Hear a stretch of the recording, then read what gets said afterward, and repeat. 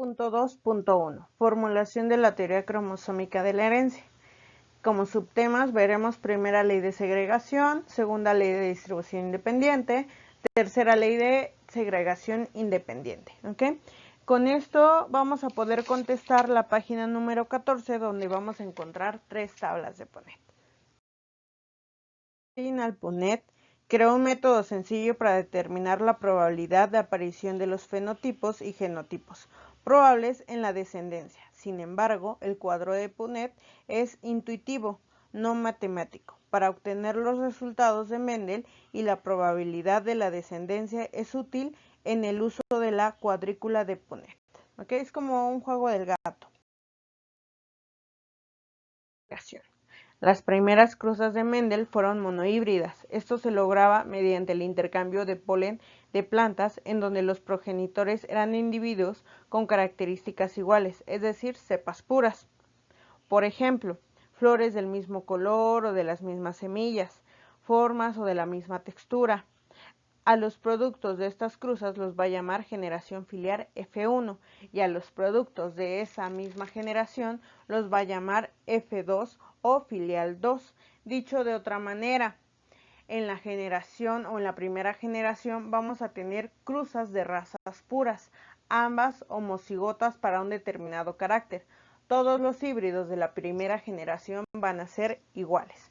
Por ejemplo, voy a utilizar una flor roja con alelos dominantes contra una flor blanca con alelos recesivos. Cruzar una planta homocigota dominante roja que va a tener alelos A contra una homocigota recesiva blanca con alelos A pero en minúscula, en la primera generación, ¿cuál será su genotipo y fenotipo de las hijas? Ok, lo primero que necesito ver o hacer va a ser mi tabla de Punnett, que es mi cuadro como si fuera el gato. Después voy a colocar a las letras. A mí se me hace más fácil colocar los dominantes arriba y los recesivos en un costado. Recuerden, dominantes rojas, recesivas blancas. Después va a ser una por una. El primer cuadrito me va a dar dominante por recesiva, me va a dar heterocigota. En el segundo cuadro, dominante por recesiva, me da heterocigota. Tercer cuadro, bajo el dominante y en un costado el recesivo que me va a dar heterocigoto. Último cuadro, dominante por recesivo me da heterocigoto. Con esto voy a sacar el genotipo y el fenotipo. En el primer caso, que es el genotipo, que lo que me pide es lo que yo no puedo observar a simple vista, esos van a ser los alelos. ¿Qué alelos vamos a tener? ¿Homocigotos o alelos heterocigotos? Como ya vimos, los hijos me van a salir todos heterocigotos, porque tengo un dominante con un recesivo. Eso me va a dar 100% heterocigoto. Ahora el fenotipo. El fenotipo es el color. ¿Qué puedo ver aquí? ¿Quién es dominante sobre el recesivo? Estamos de acuerdo que el dominante es el rojo y que por eso en todos me va a quedar 100% rojas. ¿Ok? De distribución independiente. La segunda ley consiste en que en el cruce de dos individuos de la primera generación filial, donde da como resultado heterocigotos, una dominante y una recesiva, tendrá lugar una segunda generación filial en la cual reaparecerá el fenotipo y el genotipo del individuo recesivo. Recordemos que la flor va a seguir siendo roja, pero ahora va a ser genotípicamente heterocigota, un dominante con un recesivo. ¿Por qué quedó roja? Porque el dominante era de color. Ejemplo, si se cruzan las flores de la primera generación filial, donde me salieron heterocigotas, que contienen cada uno un genotipo dominante de color rojo y un recesivo de color blanco, lo primero que necesito de hacer aquí es una tabla de Punnett. Ya no tendría que poner los dominantes arriba y los recesivos en un costado. ¿Por qué? Porque tengo heterocigotos, ¿ok? Bien, en el primer cuadro, dominante por dominante me va a dar homocigoto dominante. En el segundo cuadro, dominante por recesivo me da heterocigoto. Tercer cuadro, dominante por recesivo, heterocigoto. Último cuadro, recesivo por recesivo me va a dar homocigoto recesivo. Esto quiere decir que el carácter recesivo permanecerá oculto en una porción de 1 a 4. ¿Por qué? Tengo 4 cuadritos, en donde va a salir el recesivo puro otra vez, va a salir de 1 a 4, en el cuarto eslabón, ¿ok? Bien, voy a medir el genotipo y el fenotipo. Genotípicamente voy a tener 50% homocigotas y 50% heterocigotas. Aquí estas van a ser las homocigotas dominantes y las homocigotas recesivas, pero del otro lado voy a tener el 50% de heterocigotas. Recuerden, cada cuadrito va a valer un 25%. Si yo tengo 4 cuadros, esos 4 cuadros en proporción me darían un 100%.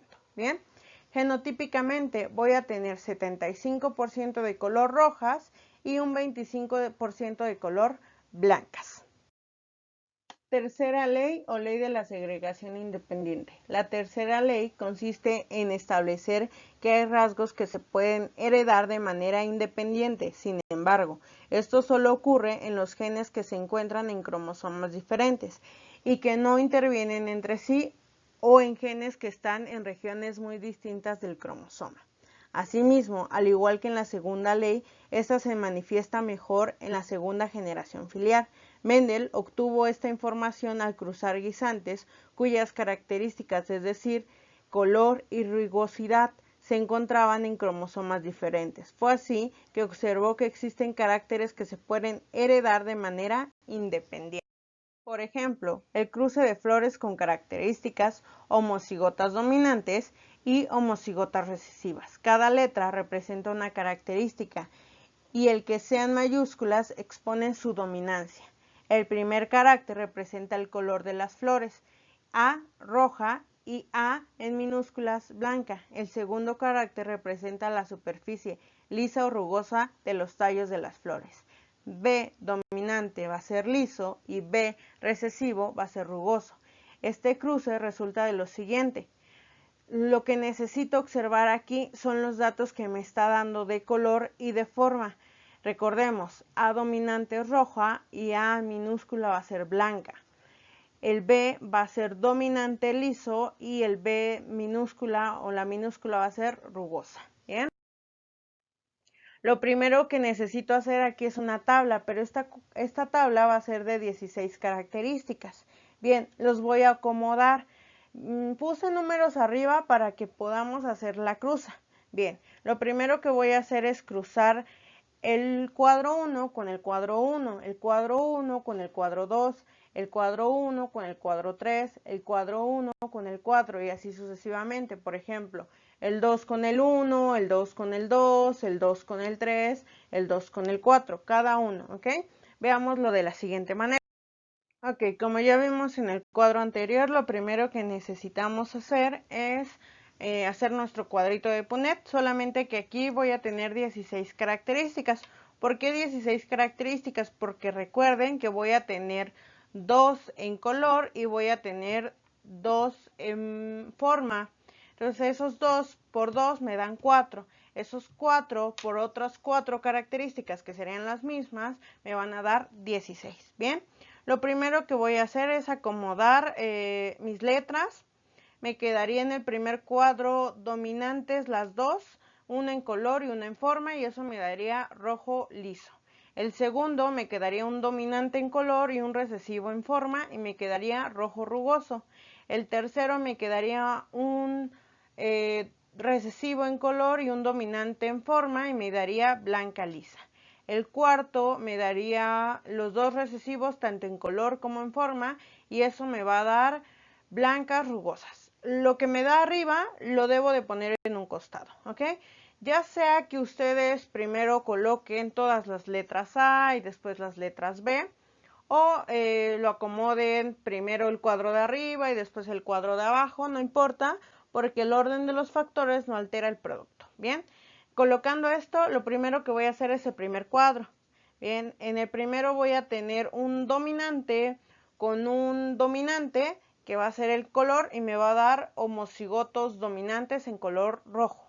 En el segundo me va a dar la forma que va a ser dominantes, BB, y me va a quedar lisa, ¿ok? Entonces me quedaría homocigoto dominante rojo y homocigoto dominante lisa en forma. Y así lo voy a hacer con todos, ¿ok? Bueno, aquí lamentablemente no se puede hacer bien, pero más o menos, ¿bien? Después voy a colocar el color. Ya que haya colocado el color, a mí se me hace más fácil buscar todos de un mismo color y una misma forma y ya después irlos contando, o puedo ir haciendo cuadrito por cuadrito. ¿Bien? En el primer cuadro vamos a obtener que es roja lisa.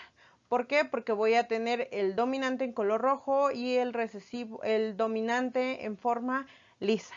En el siguiente cuadro, aquí, ¿por qué me va a salir roja lisa si tengo un recesivo? Bien, recuerden, si tengo recesivos, a menos de que sean los dos recesivos, se van a expresar.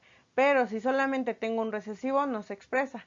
Me quedó color roja porque las dos letras A son rojas, y me quedó lisa porque la letra dominante B, la primera es dominante y la segunda es lisa, entonces, la segunda es recesiva, no se cuenta, entonces me queda roja lisa. Y lo voy a ir buscando hasta que me den 9 rojas lisas. Encontradas mis 9 rojas lisas, me van a formar un triángulo. Después voy a buscar rojas rugosas. Voy a tener 2 dominantes rojas, letras A, y 2 recesivas en letras B, que me va a dar rugoso. Y voy a encontrar 3.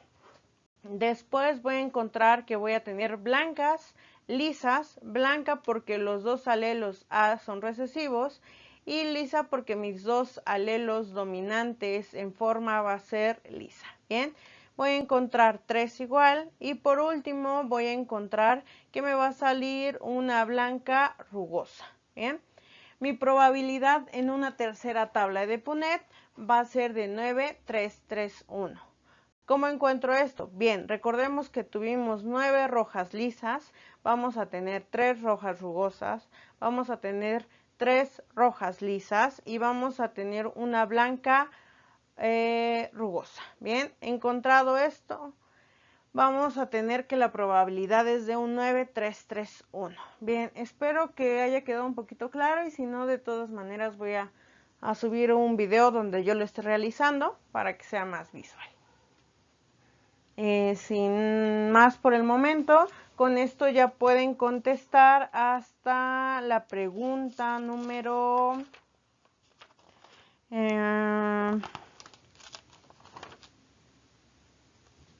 hasta la pregunta número 153 de su banco de preguntas. Si tienen alguna duda con alguna pregunta hasta la 153 del banco, favor de ponerlos en los comentarios de este video. Bien, nos vemos, chicos.